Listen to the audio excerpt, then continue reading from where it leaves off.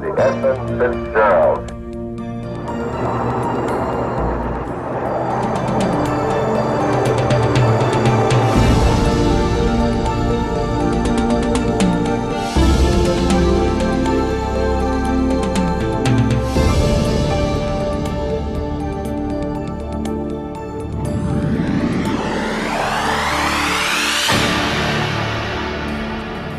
The Edmund Fitzgerald was born of the same kind of iron ore that it carried even up until its tragic sinking.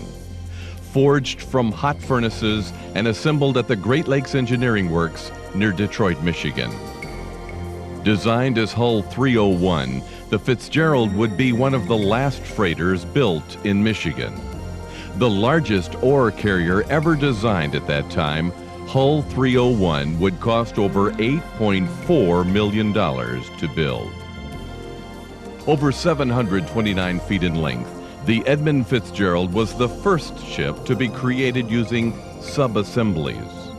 These huge half sections would be built, launched, and inspected, then floated to the crane to be lifted into place.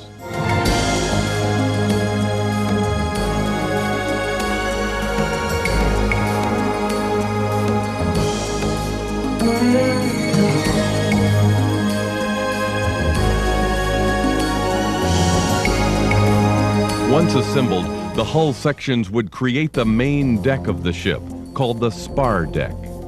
The Fitz had a massive 870,000 cubic feet of space within 3 cargo holds, which were loaded through 21 cargo hatch openings.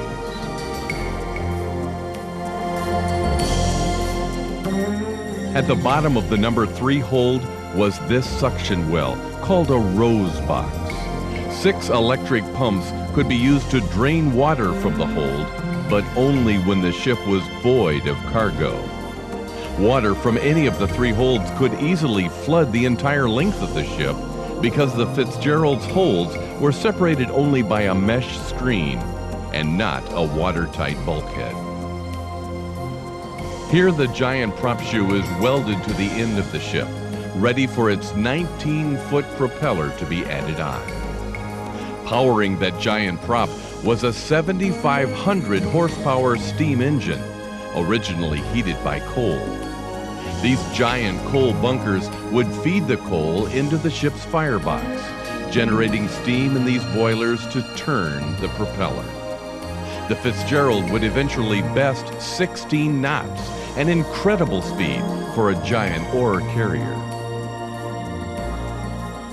Launch day arrived on June 8, 1958, and among the thousands of spectators were Edmund Fitzgerald and his family. President of Northwestern Mutual Life Insurance Company of Milwaukee, Fitzgerald was the grandson of a Great Lakes captain.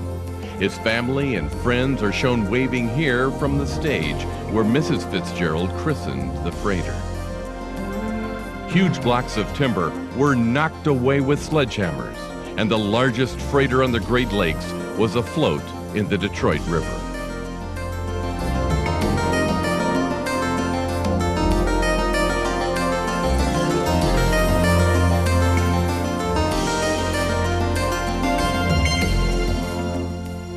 Construction continued both above and below decks. The smokestack was added, eventually painted with a red star and the capital C for Columbia Transportation. The Fitzgerald broke several hauling records. In 1964, the Fitz was the first ship to carry more than 1 million tons of ore through the Soo locks. She bested that record 4 years later, carrying over 27,000 tons each time the vessel came through the Soo. Her frequent trips from Silver Bay to Toledo took only 5 days, earning the Fitz the nickname Toledo Express. At 75 feet in width, the Fitz barely squeezed through the Soo locks.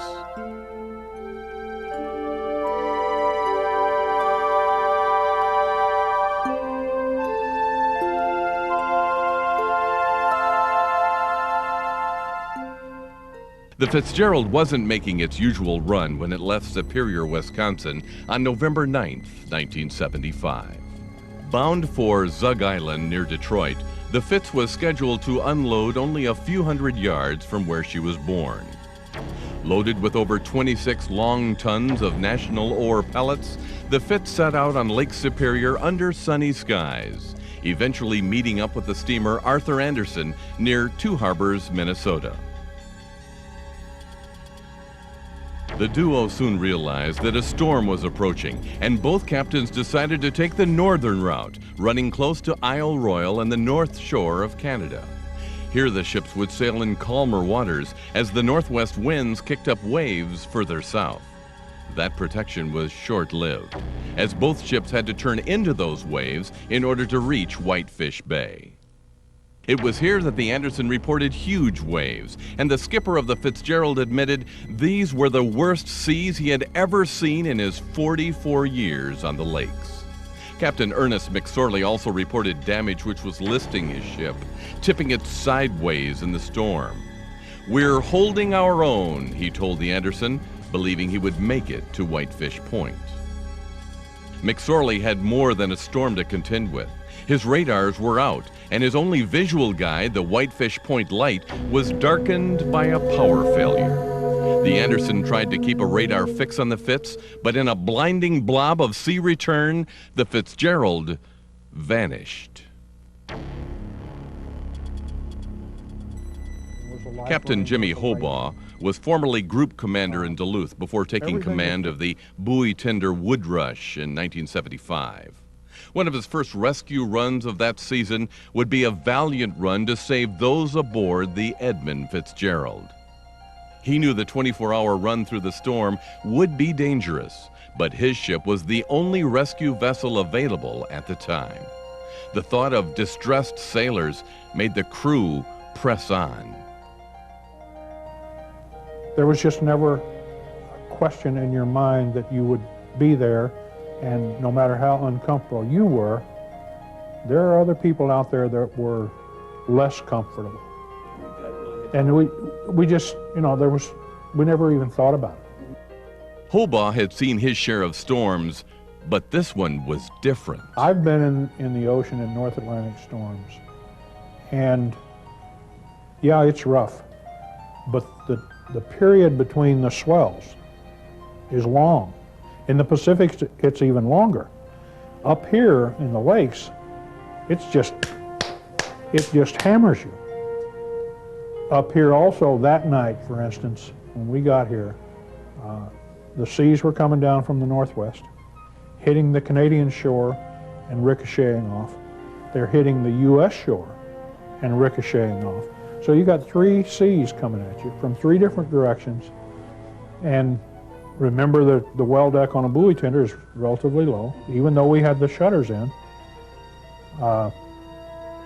we were taking green water right over the bow, right over the sides of the ship, and of course the freeing ports are big enough that it would free itself. But I mean, the point is, there's no way that you could turn the ship where you were riding this way. You were either, normally in the ocean you can either pitch or roll. Out there, you pitched and rolled at the same time. Searching for 4 nights, the crew found very little from the wreck. We probably found the last thing that came off of the Fitz when we got there 20-some hours later. It was a life ring with a light on it. Everything that came off of her came off when she went down. The lifeboats with the flotation in them. By the time we got there, they were already ashore in Canada. The Canadian shore picked up most of that. The life rafts, the life rings, the life boats, the inflatables were all on the beach in Canada. Captain Hobaugh and the crew of the Woodrush returned to the wreck site 5 months later, this time equipped with an underwater camera. Mother Nature didn't like the intrusion. And it was just one night. It was like you anchored over my ship and I'm going to slap you. Because for the next 10 days, it was just like a mirror. The rough seas caught the crew just as they tried to moor to the wreck site. The marking buoys were pulled under and crushed as the crew fought to stay in place. It imploded 2 of the buoys, just crushed them like an eggshell. I figure, looking at the mathematics and geometry of the thing, that they were probably drugged 200 feet deep. The seas calmed for the rest of the mission, which was even more eerie than the freak storm that had greeted the search team. And it was so calm that you know, we had our dog on board. The dog didn't bark. People, it was like everything was muffled at night, even the generators running. Just an eerie feeling. It was a very, you can get emotional about it, you know, and you can get, if you believe in ghosts and so forth, you can imagine that. The Woodrush spent 4 days at the site, lowering the Curve 3 camera down 500 feet to the twisted wreckage below. Broken in 2 pieces, the Fitzgerald was found to be facing proudly upright at the bow, yet upside down at the stern. 56 hours were spent recording the wreck, but the Curve unit didn't see everything, including the ship's bell, which was listed as missing in the official Coast Guard report. That same report listed leaking hatch covers as the probable cause of the sinking. The wreck site remained quiet until 1980, when an expedition led by Jean-Michel Cousteau returned to the Fitz. Divers aboard the Soucoupe were the first to see the Fitzgerald in person. It was obviously a very emotional situation because we were the first human eyes to go down and see for ourselves what was going on. The weather can be very treacherous, very nasty. It can turn in minutes. So you have windows of opportunities which are very small, and it's deep and a little spooky as a result of all of this.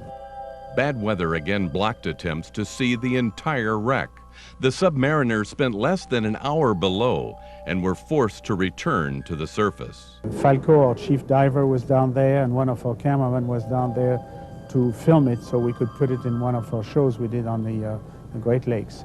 And I had to call the submarine back because the weather was getting bad.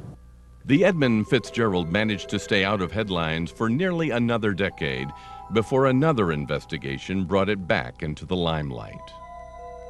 We did not venture to the Edmund Fitzgerald to seek out information on how the accident happened. That was not one of our objectives.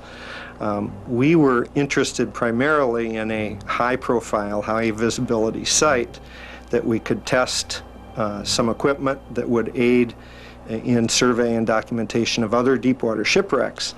And as importantly was to focus some attention on the historic shipwrecks we have in the Great Lakes. We were interested in the technology. It just happened that we did it on the Edmund Fitzgerald, and we were just shocked by the amount of press coverage. We had calls from all over the place. We had interviews that we were having to give aboard the ship all the way to places like New Zealand. And we finally asked the marine operator to stop calling us because there was just so many requests, and we were trying to get the work done. Technology was about to record the wreck in amazing detail. One of the things, of course, you lose with video format is your depth perception. So one of the rather novel approaches of that '89 expedition was to use miniature stereoscopic cameras, essentially just 2 different cameras taking the images from a slightly different angle. We could then take the videotape and project it back in 3D using the lenses, using the funny little goggles that you've all seen on some of the movie theaters of the past. The cameras found several things missed by the Coast Guard, including an open door in the pilot house, evidence that the crew may have tried to escape the sinking ship. They also located the bell. On our first dive down to the vessel, lo and behold, we found the radio direction finder and the bell intact sitting on the bow. That put a little suspicion, of course, in terms of some of the other results of the U.S. Coast Guard report that was originally completed. Researchers returned to the Fitzgerald 5 years later, this time bringing a multi-million-dollar submersible called Clelia. This is a three-man submarine. It belongs to Harbor Branch Oceanographic, as does the ship. They've been up here now for 6 weeks in the Great Lakes working on toxic chemicals. We've taken 3 days here at this particular site because the submarine is quite wonderful. It carries 3 people to a depth of 1,000 feet. It has a panoramic window up front, so you can actually put 2 people up front there and they get a terrific view of what's in front of them. It's got the same kind of lights that we used on the Titanic just a few years ago, and high-resolution cameras. And the combination of those 3 factors, plus having all these dives and all this time, is giving us a chance to make a site plan of the wreckage below us right now. Clelia recorded the wreck in remarkable detail.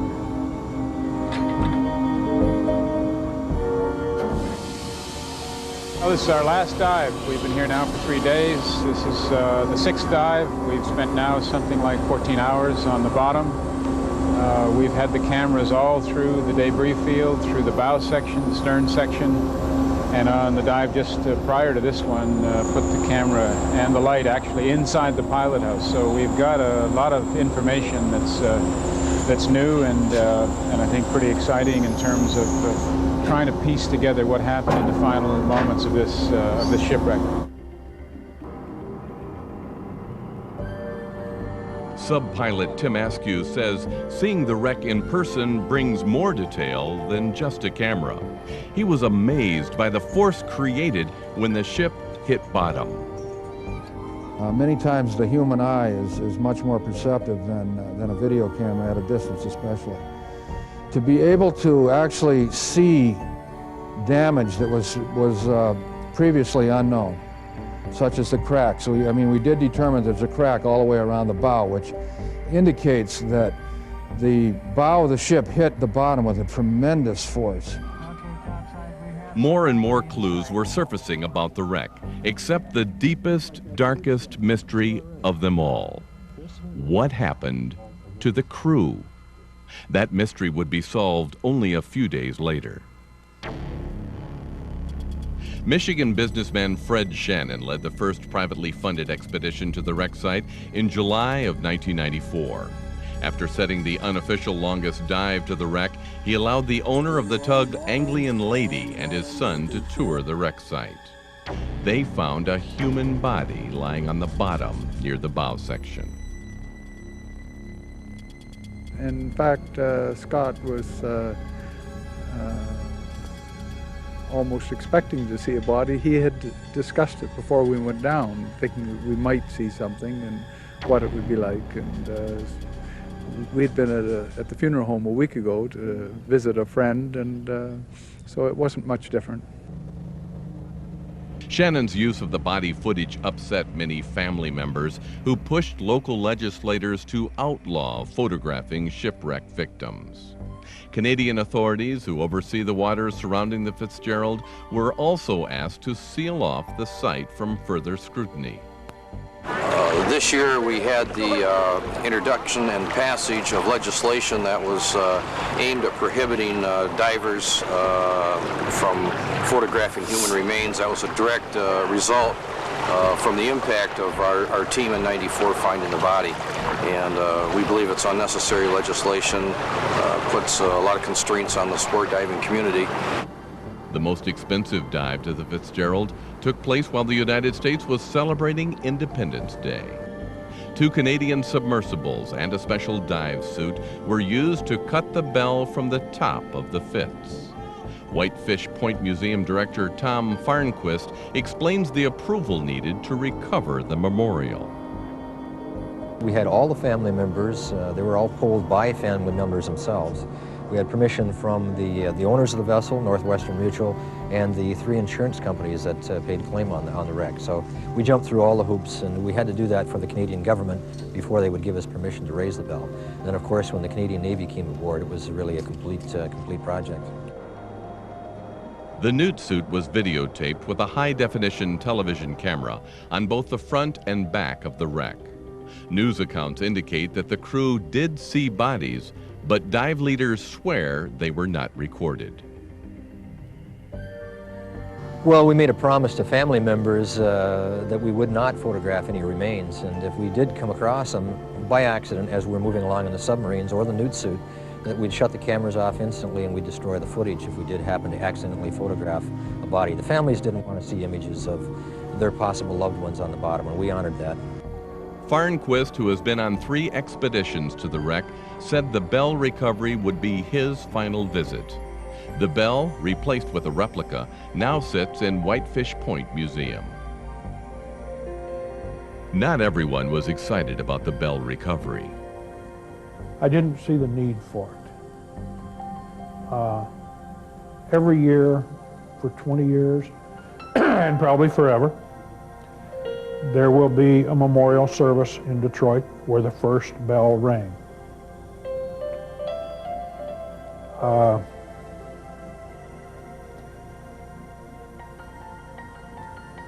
There was an awful lot of politics involved. There was an awful lot of sleight of hand. You know, it's like a medicine show. Certain people have very few scruples in my mind, and I'm not the least bit reticent about saying that. I feel very good about what we did, and I feel better every time I talk to the family members. It's nice to see the pain kind of slowly subsiding, and it's been good for the museum. There's no question about that. It's been good for dozens of museums, whose visitors all want to know more about the Great Lakes' largest shipwreck. It really is an interesting phenomenon because we've retired our Fitzgerald exhibit 3 times, and the public won't allow it. So we keep recreating, you know, an exhibit that brings it a little more up to date.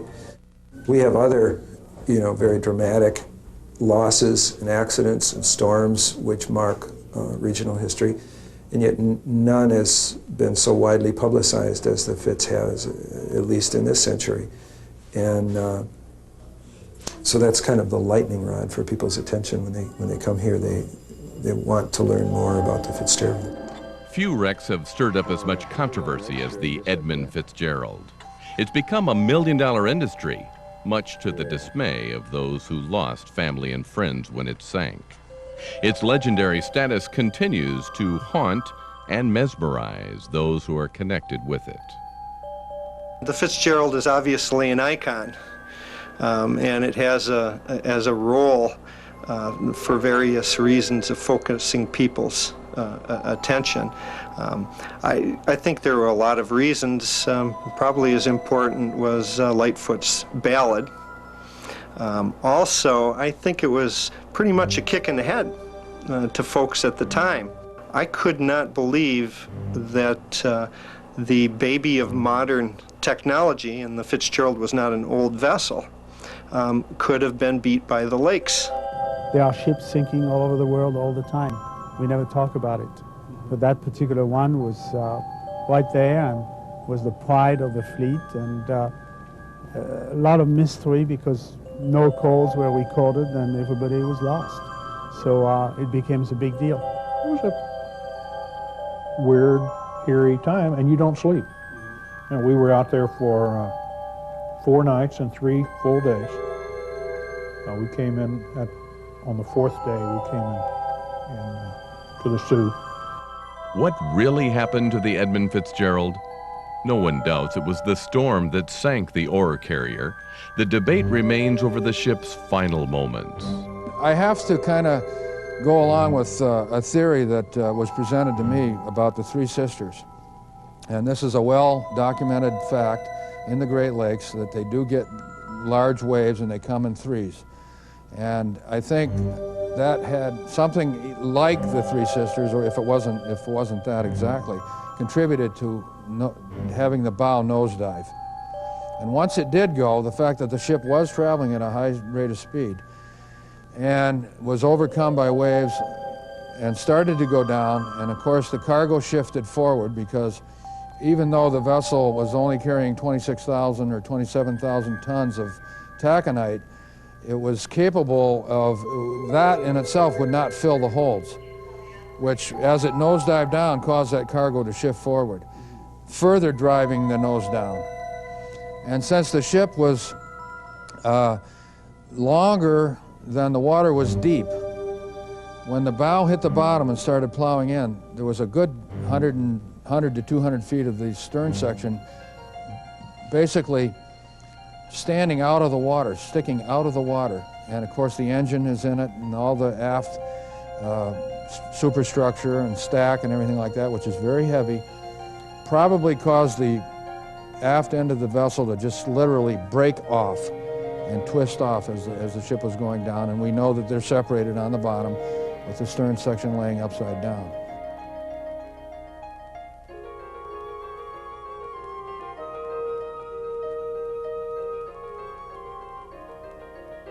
I have come to a conclusion, and it's been supported by the facts and the evidence that we found at the site, that the Fitzgerald broke into, and it broke into because of structural failure, that it had a poor record, or a questionable record of maintenance, and that on November 10th of 1975, in this hurricane-force winds, it did not have the reserve buoyancy and the strength to handle the sea conditions out there. Unfortunately, there were 29 victims. They never had a chance. It became apparent that those poor lake sailors who were on the ship, it was very sudden, very critical for them, those last moments. And we think of them very reverentially, because of course they are our brothers. And it was very moving, I know, for all of us to see that and to have that experience. Will there be more dives? Probably not in the near future. Scuba divers have already visited the site, and new technology is making it possible for further expeditions to probe the depths. New legislation may slow interest in diving the Fitzgerald, but one thing is for certain: the legend will live on. Standby one, let me get the Arthur Anderson on this frequency. He is the vessel that reported seeing the Fitzgerald disappear from his radar screen, and he was the last one that was in radar contact with him, and I also believe he will be the closest vessel to the scene as he gets back on scene there. But standby one, and we will get him on this frequency. Over. Roger. The thing about it was, we come up there and we called the Fitzgerald to check on him and see how he was doing, and the last contact we had with him, he said, well, he was going along fine and holding his own and no problems. And then he kind of relaxed a little bit, you know, and